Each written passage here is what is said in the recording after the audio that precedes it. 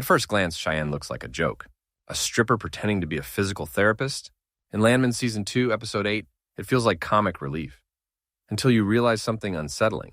Cheyenne might be the most important character introduced all season, because she represents the moment Tommy finally chooses his father. And once you see that, the entire episode changes. The episode opens quietly but brutally honest. Tommy finds his father, Tiel, fully clothed in the pool stuck, humiliated, and in pain. Arthritis has stolen his strength, his independence, and almost his dignity. Tommy has to pull him out like a child. Then something rare happens. They hug. It's not dramatic, it's not sentimental. It's awkward, heavy, and overdue. And in that silence, Tommy realizes something terrifying. If he doesn't act now, this is how his father will die, trapped, alone, and fading. The strip club decision, why Cheyenne matters. On the drive to Fort Worth, Tommy passes Rick's Cabaret, the same strip club Angela once took nursing home residents to. That detail matters, because it connects Tiel's past life of institutional decay to what comes next.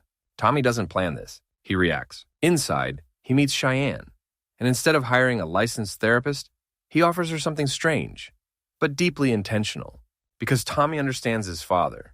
Tiel isn't stubborn because he's difficult. He's stubborn because pain has taken everything else. So when Tommy says, "My pop is as stubborn as a jack mule, but he can't say no to a pretty woman," what he's really saying is, this is the only way my father will let himself be helped. Cheyenne as a symbol, not a gimmick. Cheyenne isn't there because she's qualified. She's there because she makes Tiel feel human again. For the first time in years, Tiel isn't being talked at. He isn't being managed. He isn't being parked in a chair and forgotten. He's being touched. He's engaged. He's being wanted. And that matters more than medicine. When Tommy comes home and sees Tiel back in the pool this time, floating peacefully in Cheyenne's arms, it's one of the most powerful visual metaphors in Landman. Earlier, the pool was a trap. Now it's a place of surrender. Same water, completely different meaning. At the real healing, Tommy and Tiel. Here's the deeper truth. Cheyenne isn't healing, Tommy is. Before this, Tommy only did the right thing when it benefited someone else, mostly Angela. Letting Tiel live with them wasn't love. It was a compromise. Hiring Cheyenne is different. This is the first time Tommy does something only for his father without guilt, pressure, or obligation. And Tiel feels it. That's why this works. Why this arc matters to Landman. Landman is a show about power, control, and exploitation, especially in business. But this storyline flips that theme inward. Tiel once lived a life where he controlled things. Now his body controls him.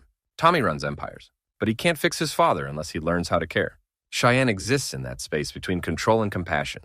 She proves that healing doesn't always come from professionalism. Sometimes it comes from connection. Cheyenne may look like a side character, but she's the emotional hinge of Season 2.